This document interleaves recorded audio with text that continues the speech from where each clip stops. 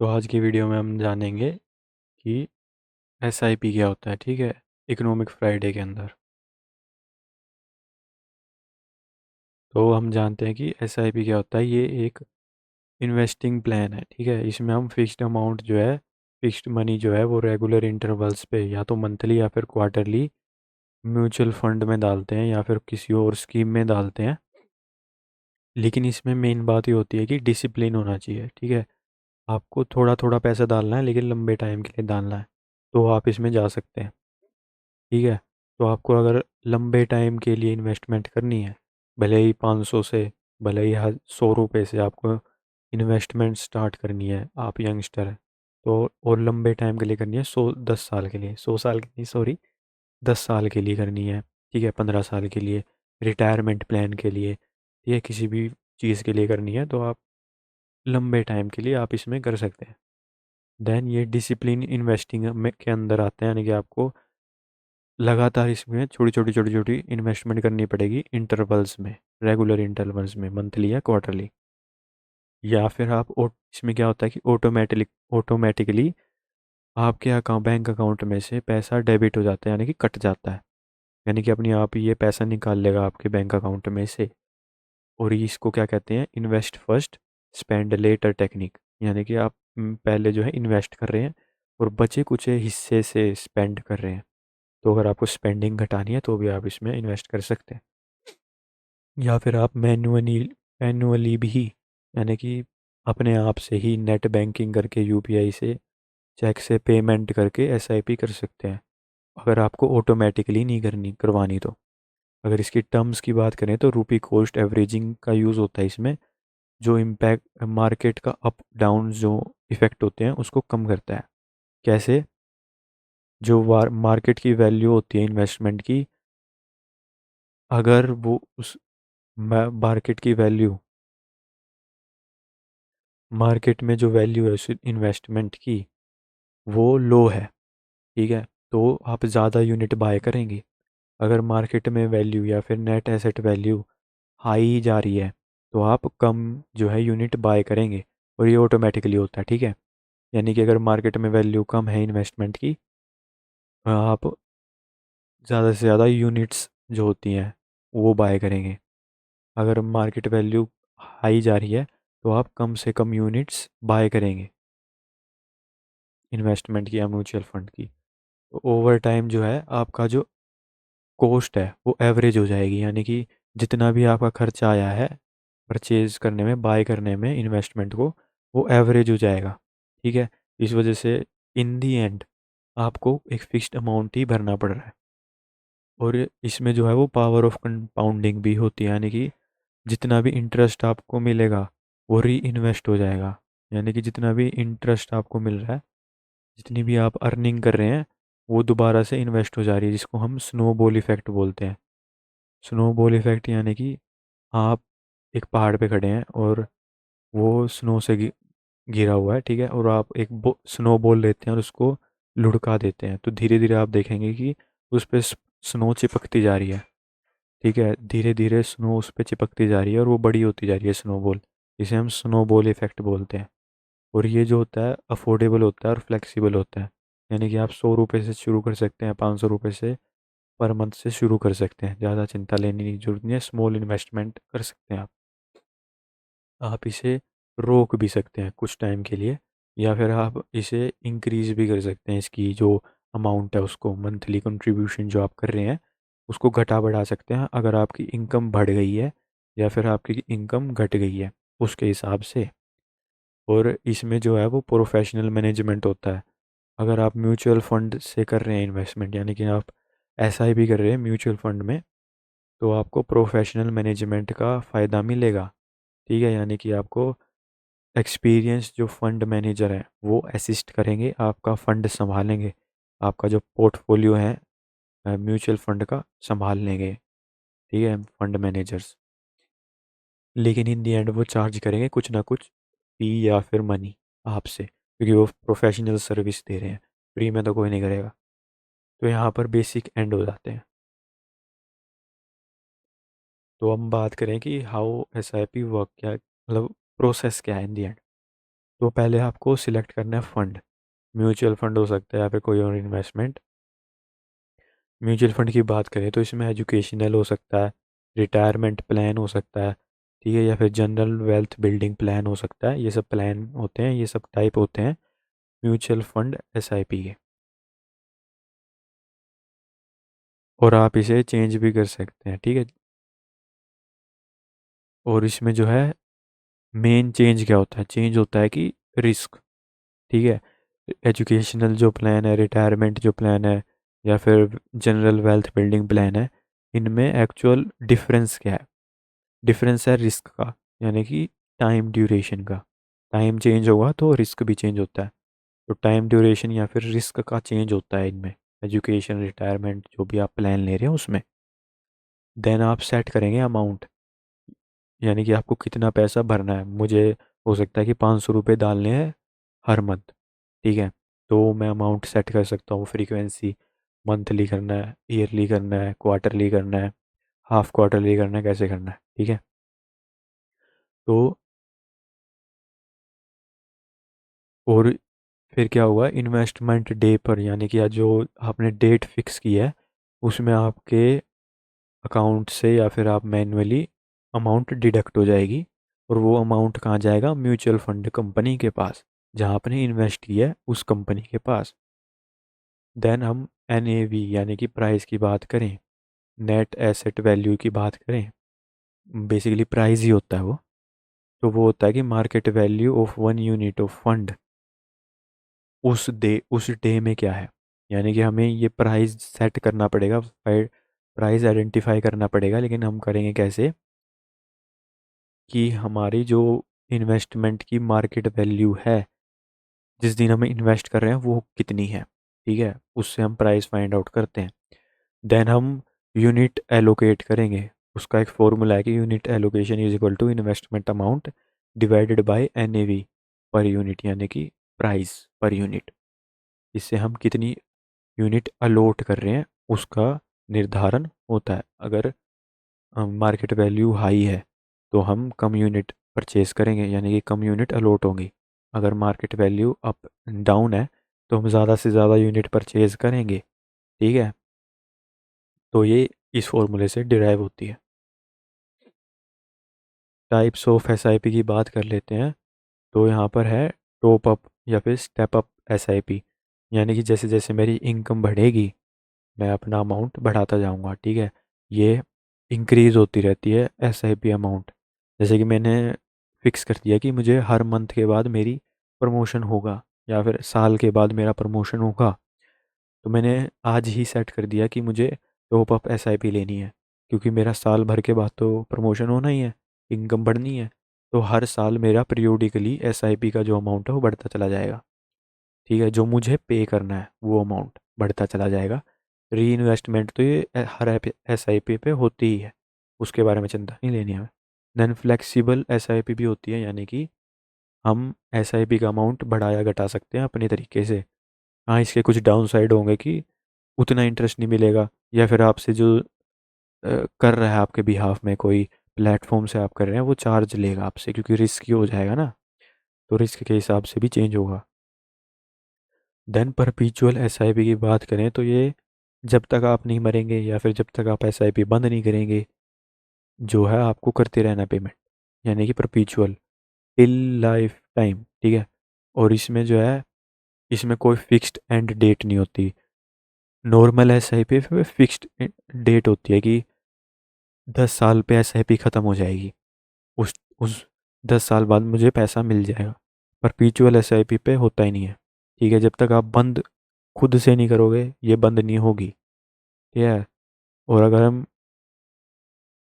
Main बात है कि क्या हम एसआईपी पे लोन ले सकते हैं या फिर म्यूचुअल फंड पे या किसी भी और चीज़ पे क्या हम सिक्योरिटी पे लोन ले सकते हैं, जैसे कि लोन अगेंस्ट सिक्योरिटी होता है, या फिर लोन अगेंस्ट म्यूचुअल फंड जिसे हम LAMF बोलते हैं, क्या ले सकते हैं?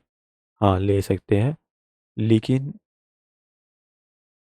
आपका जो सिबिल स्कोर होता है जो आपका लोन के लिए ज़रूरी है वो जब ही बढ़ेगा जब आप लोन को रीपे करेंगे। अगर कोई सोचता है कि भाई मैं एसआईपी ग्रो कर रहा हूँ और एसआईपी ग्रो करने पे मैंने उस पर वो ले लिया, लोन ले लिया, और अब मैं लोन ही नहीं पे करता, तो आपका सिविल स्कोर गया, the end, tata bye bye. आपको आगे से कोई भी लोन नहीं देगा। तो अगर आप जब तक लोन पे करेंगे, जब तक ये आपका सिविल स्कोर बढ़ेगा। सिर्फ एसआईपी पे लोन लेने से आपका सिविल स्कोर नहीं बढ़ेगा। ठीक है। और सिविल स्कोर से क्या हेल्प होती है कि आप फर्दर जो लोन लेंगे वो अप्रूव इजीली हो जाएंगे। ठीक है, जैसे कि बड़े बड़े फ्रॉड होते हैं, जितने भी ये भागे हुए लोग हैं, उनको इतनी इजीली क्यों मिल जाता है? क्योंकि वो छोटे छोटे लोन लेते रहते हैं और अपनी सिविल स्कोर इंक्रीज करते रहते हैं। तो उनको अगर किसी बैंक को डाउट भी होता है कि भाई ये तो हो सकता है इतना बड़ा क्यों लोन ले रहा है, भाग भी सकता है, लेकिन सिविल स्कोर अच्छा है तो कोई क्वेश्चन नहीं करता, अप्रूव हो जाता है अगर लोन रीपे करोगे तो इक्विटी जो म्यूचुअल फंड होता है वो ऑफर करता है लोन टू वैल्यू 50 से 60% की। आखिर क्यों? क्योंकि इक्विटी जो होता है वो लॉन्ग टर्म के लिए होता है और इसमें रिस्क भी होता है। जितना ज़्यादा लॉन्ग टर्म इन्वेस्टमेंट, उतना ज़्यादा रिस्क। डेट म्यूचुअल फंड जो होते हैं उसमें एलटीवी जो होता है वो कम होता है या ज़्यादा मिलता है। क्यों?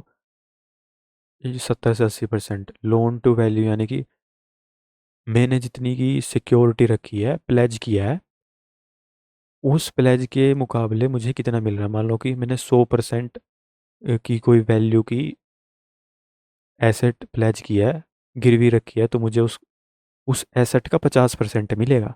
ठीक है, उस एसेट का 70% मिलेगा। तो एलटीवी ये है। और आप उस यूनिट को, उस एसआईपी को, उस एसेट को जब तक नहीं बेच सकते, जब तक आपका लोन रीपे नहीं होता, क्योंकि आपकी नहीं रही वो एसआईपी या फिर वो एसेट, अब वो बैंक की या फिर जिस भी फाइनेंशियल इंस्टीट्यूशन से आपने लिया है उसकी एसआईपी हो चुकी है। देन लिमिटेशन की बात करें कि अगर हम एसआईपी पे लोन लेते हैं तो उसे क्या क्या लिमिटेशन हो सकती है। ठीक है, तो जो आपको एसआईपी मिलती है वो मार्केट वैल्यू पे मिलती है, ना कि आपने कितना सम डिपॉजिट किया है, कितना अमाउंट आप इन्वेस्ट कर चुके हैं उसके अंदर, उस पे नहीं मिलता। कितना मार्केट वैल्यू चल रही है करंट, उस पे आपको लोन मिलता है। हो सकता है कि मार्केट वैल्यू कम भी चल रही हो, तो उस टाइम मत लेना। अगर मार्केट वैल्यू गिर जाती है तो लेंडर आस्क कर सकता है, ऐसा नहीं है कि हमेशा ही मांगेगा, आस्क कर सकता है मे बी आपको और ज़्यादा कोलेटरल, यानी कि और ज़्यादा गिरवी रखने के लिए कोई चीज़, क्योंकि उसको लॉस हो जाएगा ना। एंड मांग सकता है कोई पोर्शन रीपे करने का, यानी कि जितना उसको लॉस हुआ है वो रीपे कर भाई, जिसको हम मार्जिन कॉल बोलते हैं। बहुत ही इंपॉर्टेंट टर्म है मार्जिन कॉल, बार बार सुनने को मिलेगी अगर आप इन्वेस्टिंग करते हैं तो। मार्जिन कॉल यही होती है कि जब भी कोई लेंडर चाहे आपसे मांग सकता है, मतलब रीपे रीपेमेंट मांग सकता है किसी भी टाइम। ठीक है, अगर आपने लोन लिया है, मार्जिन कॉल अगर एग्रीमेंट में है, तो वो आपको कभी भी कहेगा अभी पैसा दे। ठीक है, आपको देना पड़ेगा। और जो कुछ लेंडर जो होते हैं वो specific AMC, asset management company के ही एसआईपी को पसंद करते हैं लोन के तौर पे लेना। ठीक है, या फिर कुछ जो है इक्विटी फंड को ही लेते हैं, कुछ जो है डेट फंड्स को ही लेते हैं, कुछ लोग लार्ज कैप को ही लेते हैं। लार्ज की स्पेलिंग गलत है। कुछ लोग जो है लिक्विड फंड्स को ही लेना पसंद करते हैं एज एन कोलेटरल, लोन ले देने के लिए। और ये सारे फैक्टर डिपेंडेंट हैं लेंडर के ऊपर, जो लोन दे रहा है उसके ऊपर डिपेंडेंट है, दे ना दे, मार्जिन कॉल कर ले, कुछ भी कर सकता है। तो अगर एसआईपी यूनिट इंक्रीज होगी, यानी कि एसआईपी कंटिन्यूसली आप कर रहे हैं, ठीक है, आपने लोन ले लिया लेकिन आपकी एसआईपी बढ़ती जा रही है, तो लेंडर ऑटोमेटिकली रिवाइज नहीं करेगा लोन की लिमिट। ठीक है, लोन की लिमिट होती है, यानी कि अगर आप एसआईपी पे लोन ले रहे हैं तो आपको वो specific amount of limited amount ही जो है देंगे। ठीक है, आपको ऑर्डर करेंगे, उसी तक आप ले सकते हैं। लेकिन वो ऑटोमेटिकली रिवाइज नहीं होगी। अगर आपकी एसआईपी यूनिट बढ़ती भी है तो आपको रिक्वेस्ट करनी पड़ेगी लेंडर को कि मेरी एसआईपी की वैल्यू बढ़ गई है, एसआईपी की जो यूनिट्स हैं वो बढ़ गई हैं, आप इस मेरी जो मैंने लोन लिया है उसकी लिमिट को बढ़ाएं, ताकि मैं और ज़्यादा ले मतलब खर्च कर सकूँ। बेसिकली ये क्रेडिट कार्ड की तरह होता है, ठीक है, आपकी लिमिट बढ़ भी सकती है। देन जो लोन अगेंस्ट म्यूचुअल फंड होता है वो ऑफर करता है फ्लेक्सिबल टर्म्स, ठीक है। ये बात है कि आप फ्लेक्सिबल टर्म है, ठीक है, आपको sanctioned amount of limited amount of जो है फंड रिलीज होता है जब आप लोन लेते हैं, उस पर आपको स्पेसिफिक लिमिटेड फंड एलोकेट होता है, लोन एलोकेट होता है, जिसको आप यूज़ कर सकते हैं।